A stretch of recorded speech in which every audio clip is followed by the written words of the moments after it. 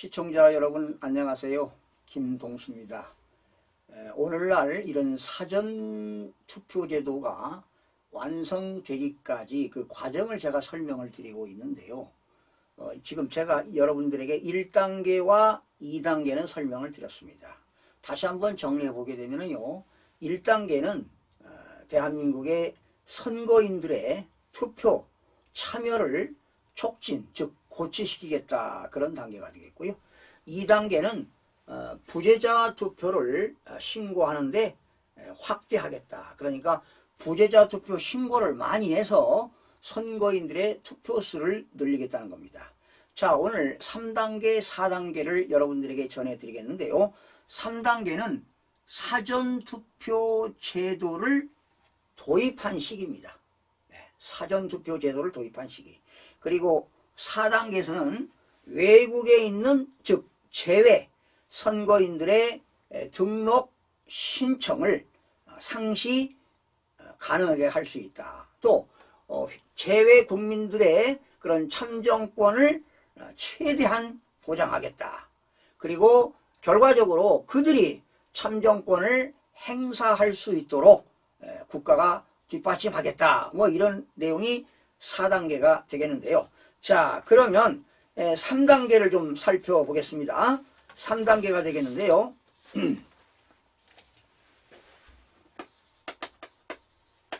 자, 오늘날 사전투표를 많이 하게 시켜서 거기에서 유령 투표자를 가공해가지고 더불어민주당에 표를 실어주는 그런 결과가 되겠습니다. 그래서 3단계는요, 통합선거인 명부라는 게 있어요. 대한민국의 선거인들 통합선거인 명부를 활용한 사전투표 제도를 도입했다. 사전투표 제도를 도입한 것이 3단계가 되겠는데요. 이것은 언제 발의했느냐? 2012년 11월 12일 날 발의를 했습니다. 의안 번호를 소개하겠습니다. 의안 번호는 190-2525입니다. 190-2525. 이게 의안 번호가 되겠고요. 대표 발의하신 분은 이찬열입니다. 이찬열 의원이 대표 발의했는데, 제가 이찬열 의원도 칼럼을 많이 쓴 기억이 납니다. 이찬열 의원이 대표 발의했어요. 자, 역사에 남는 겁니다. 이찬열 의원이 사전투표 제도를 도입했다. 이런 겁니다. 자, 이찬열 의원은요, 18대, 19대, 20대까지 했습니다. 18대, 19대, 20대인데 19대 때 대표 발의를 했습니다. 참 아이러니하네요. 자, 그 다음에 이제 공동 발의하신 분들을 소개해 드리겠습니다. 강창일 전 의원입니다. 강창일 의원은 17대, 18대, 19대, 20대를 하고요. 문재인 정부 때 주 일본 대사로 갔었죠. 기억납니다. 제가 강창일 의원도 칼럼을 쓴 기억이 납니다. 자, 그리고 김관영 의원입니다. 김관영. 지금은 전북 특별자치도 도지사를 하고 계시죠. 이분 참 실력은 있는 분이에요. 행정고시, 사법고시 합격했는데 19대와 20대 국회의원을 했습니다. 19대, 20대 국회의원을 했다. 그리고 여러분들 많이 알고 계시는 문희상 씨라고 들어보셨죠? 문희상.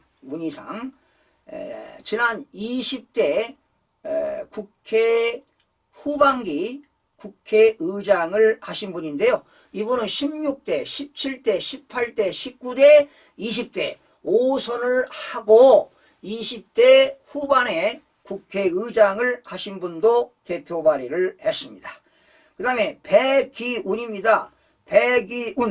배기운은 지난 2단계 때도 대표 발의했고 3단계 때도 대표 발의했는데 그 당시 백이훈 그 전 의원은 그 당시 공직선거법 위반을 받아가지고 의원직이 상실된 분이지요. 자, 그리고 백재현 의원입니다. 지금 국회 사무처 사무총장을 하고 계시는 백재현인데요. 그분은 18대, 19대, 20대 3선을 했어요. 그 이전에 광명시장을 2대와 3대에 광명시장도 역임한 바 있지요. 제가 백재원 의원은 직접 여러 번 만난 적이 있어서 지금 이제 나이가 저보다 몇 살 많은데 51년생입니다. 자, 그 다음에 변재일 의원, 나이가 많지요. 변재일 의원도 17대, 18대, 19대, 20대, 21대 이렇게 5선을 했던 변재일 의원이 19대 때 공동 발의를 했습니다. 그리고 유기용 의원입니다. 유기용 의원 17대, 19대, 21대 지금 관악구 갑 의원인데 유기용 의원도 공동 발의에 참여했고요. 그리고 임수경이라고 아시죠, 여러분? 임수경도 공동 발의에 참여했습니다. 예.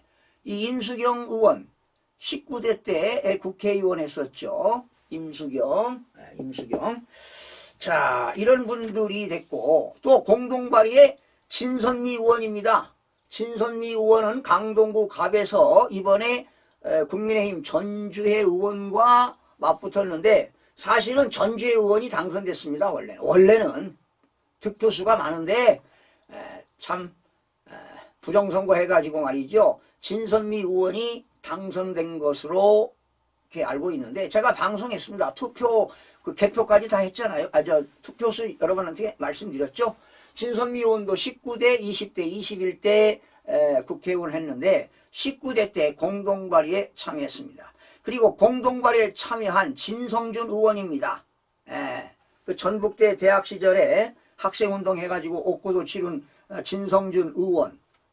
진성준 의원은 2단계에서도 공동 발의에 참여했는데 이번 3단계에서도 공동 발의를 참여했습니다. 그리고 최규성 17대, 18대, 19대 의원을 역임했죠. 최규성 의원도 공동 발의에 참여했고요.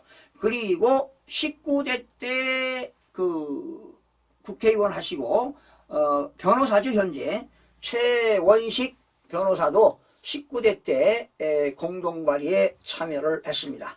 그러면 자, 통합선거 명부를 활용한 사전투표 제도 도입을 어떻게 했는가 제한 이유와 주요 내용을 같이 한번 소개해 보겠습니다. 2013년 1월 1일부터 부재자 투표에서 통합선거인 명부를 활용한 사전투표 제도를 도입하여 지금 하고 있는 사전투표 제도입니다. 선거일 전에 투표하려는 선거인이 부재자 신고 없이도, 그러니까 사전선거 할 때는 부재자 신고 없이도 부재자 신고 기간에 투표를 할 수 있도록 함으로써 선거인의 투표 편의를 극대화하고자 한다. 바로 이런 것들을 살림이 전술이라고 제가 말씀드렸죠. 그러나 통합선거인 명부를 활용한 부재자 투표에서 본인 여부를 확인하는 겁니다. 본인 당사자를 확인하는 과정에서 무인만을 허용하도록 되어 있어. 이 무인이라고 하는 것은 이 무자는 엄지손가락 무입니다. 그러니까 여기서 말하는 무인이라고 하는 것은요, 도장 대신에 엄지손가락 지문 찍는 거를 무인이라고 그래요. 무인. 사람이 없는 게 아니라 여러 가지 뜻이 있는데, 무인이라고 하는 것은 사람의 그 엄지손가락으로 지문 찍는 일. 엄지손가락으로 지문을 찍는 게 바로 무인입니다. 무인만을 허용하도록 되어 있어. 그 일반인들은 이 무인이 뭔 말인지 모르겠죠. 유권자의 인권 침해가 발생할 소지가 있다. 이것 찍는데 무슨 인권 소지가 있습니까? 또한 지문인식이 잘 안 된다. 이 지문인식이 안 되는 선거인이 발생할 것을 대비하여 무인뿐만 아니라 직인 찍는 것뿐만 아니라 서명 방식이 동시에 허용되어야 할 것이다. 서명 방식.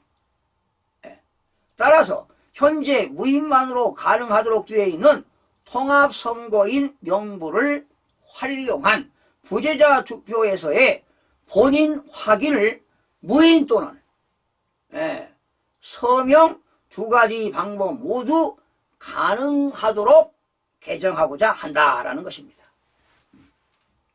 그 다음에 4단계입니다. 4단계. 자, 오늘 4단계까지 해드리겠습니다. 이거 시간 빨리 끝내야 되겠어요. 4단계는 재외선거인 등록 신청을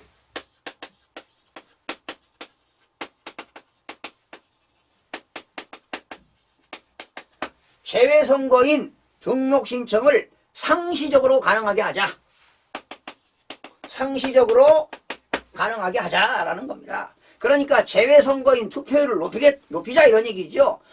지금 높인 결과 말이죠. 더불어민주당은 뭐 77%, 78% 나오잖아요. 국민의힘은 뭐 20%. 이렇게 지금 이 재외선거인을 가지고도 더불어민주당에서 엄청나게 지금 유령투표를 가공하고 있다 이런 얘기입니다. 자, 여러분 이거는 누가 발의했느냐? 임수경 의원이 대표 발의했어요. 임수경 의원이 대표 발의했습니다. 언제? 2013년 3월 20일입니다. 2013년 3월 22일. 의안번호입니다. 의안번호는 190424. 190424. 424. 자, 공동 발의한 사람 소개하겠습니다. 임수경, 강기정, 김관영. 여러분, 김관영 씨, 현재 지금 전북도 특별자치도지사 3단계 때도 발의했죠. 김춘진, 김태년, 원내대표였던 김태년. 김태년은 내 칼럼 많이 썼습니다. 남인순, 제가 남인순 칼럼 썼어요. 민홍철, 박남춘, 박홍근, 박홍근도 썼습니다. 배기운, 배재정, 신경민, 안규백, 유기홍, 유은혜, 윤관석, 이찬열.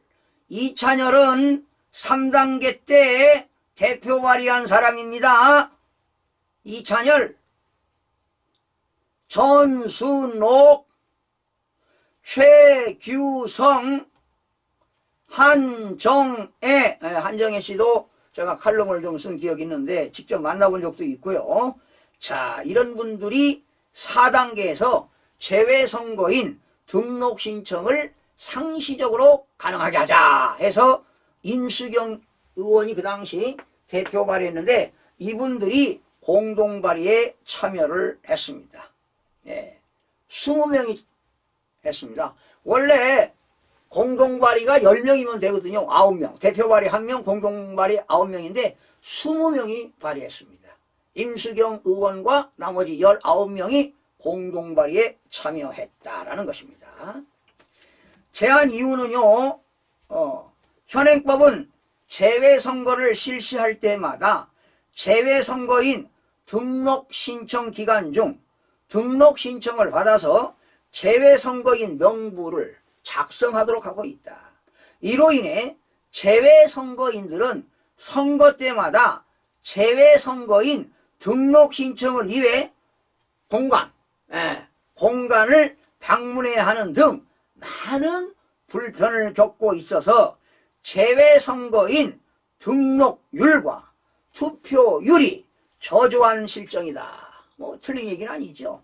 또한 재외선거인 등록 신청 기간이 선거일 전 150일부터 선거일 전 60일까지로 제한이 되어 있어 선거 참여를 제약하는 요인으로 작용하고 있다. 틀린 얘기 아니죠. 이에 재외선거인 등록 신청을 어떻게 상시적으로 가능하도록 하되 대통령 선거와 임기 만료에 따른 비례대표 국회의원 선거의 선거일 전 60일까지 접수한 등록 신청은 해당 선거의 재외선거인 명부에 그 이후에 접수한 등록 신청은 그 다음에 실시하는 선거의 재외선거인 명부에 등재하도록 한다.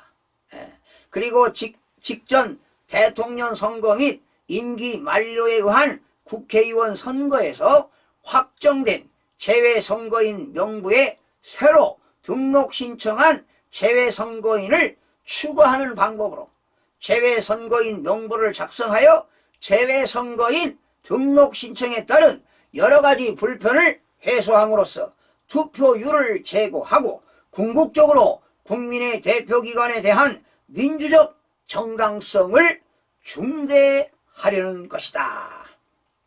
자, 그런데 이 4단계에서 말이죠. 임수경 의원이 대표 발의했는데 또 한 가지가 있습니다. 임수경 의원이 2013년 3월 25일입니다. 그러니까 며칠 만입니까? 3일 만에 3월 22일 날도 대표 발의하고 3월 25일도 대표 발의 또 했네요. 2013년 3월 25일 의안번호 190425입니다. 190425일 의안번호입니다. 뭐를 발의했느냐? 참정권을 최대한 보장하겠다. 재외선거인들의 참정권을 최대한 보장하겠다 해가지고 임수경 의원이 대표 발의하고 강기정, 김관영, 김춘진, 김태년, 남인순, 민홍철 똑같습니다. 자, 4단계에서 재외선거인 등록 신청을 상시적으로 가능하게 하자. 20명, 임수경까지 해서 20명이 똑같이 공동 발의에 참여했습니다. 자, 바로 참정권을 최대한 보장하자 하는 겁니다. 자, 재외선거인의 투표가 공간에서만 가능하도록 운영되고 있어 공간으로부터 원거리 멀리 떨어진 원거리에 거주하거나 거동이 불편한 선거인 및 1,500명에 이르는 해외 파병 군인 등의 경우 사실상 투표권 행사에 제약을 받고 있다. 이에 재외선거관리위원회는 재외선거인 등의 수, 거주지, 분포, 현황, 공간까지의 교통, 여건 등을 고려하여 공간이 없거나 공간으로부터 거리가 먼 해외 동포 거주 밀집 지역, 해외 파병 부대 등 공간 외 시설에 추가적으로 재외 투표소를 설치할 수 있도록 하여 재외선거인 등의 투표율을 제고하고 이들의 참정권을 최대한 보장하려는 것이다.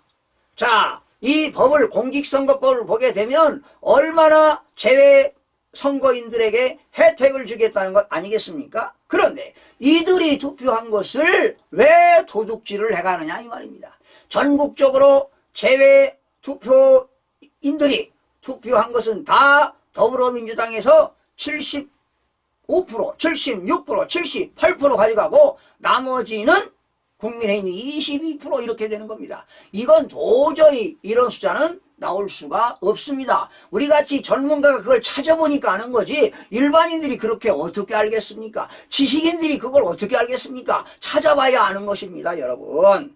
자, 그 다음에 또 하나 알려드릴게요. 4월 11일 날입니다. 4월 11일 날. 2013년 4월 11일 날 임수경 의원이 또 뭐를 발의했느냐? 의안번호가 190-4493입니다. 4493. 그러니까 임수경 의원이 3번을 발의했어요. 3번을. 3월 22일 날도 발의하고 말이죠. 3월 22일 날, 3월 25일 날, 4월 14일 날 발의했는데 4월 14일 날 발의한 건 뭐냐? 역시 재외선거인 참정권 행사입니다.